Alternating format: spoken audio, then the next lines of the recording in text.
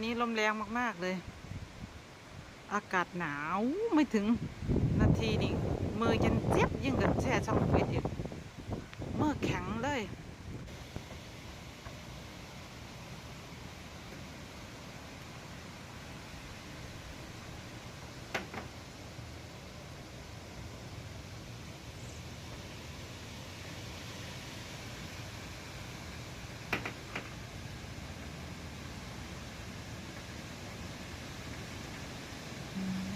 ลมหนาวค่ะเด้อ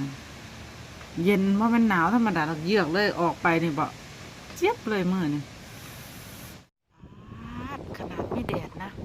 มือปั่นวายุน้ำแข็งส่องฟิตอรดโอ้โหบ่ไหวแจ๊คเข้าบ้านได้แล้วปะ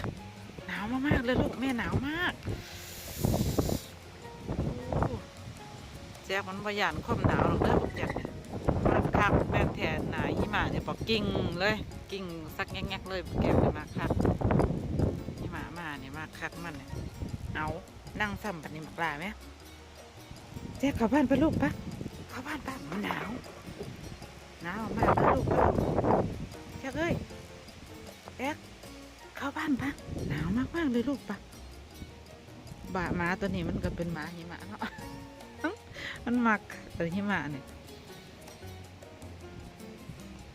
ได้กับพยานแจ็คเข้าบ้านได้แล้วเร็วๆแม่หนาวมาก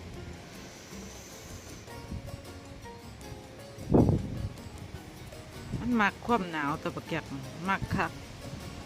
หิมะไกลมากแล้วลูกเอ้ยปล่อยออกมาเล่นหิมะเลยปะเนี่ยพอเข้าบ้านเบิดมือออกมือละ4 รอบพุ่น4 5 รอบพุ่นแล้วมันพุ่นน่ะลมแห้งอยู่ทนมาได้ดอกเด้อนี่แล่นเขาแล่นออกเอาหนาวแล่นออกแล่นเขามาถ่ายรูปเอา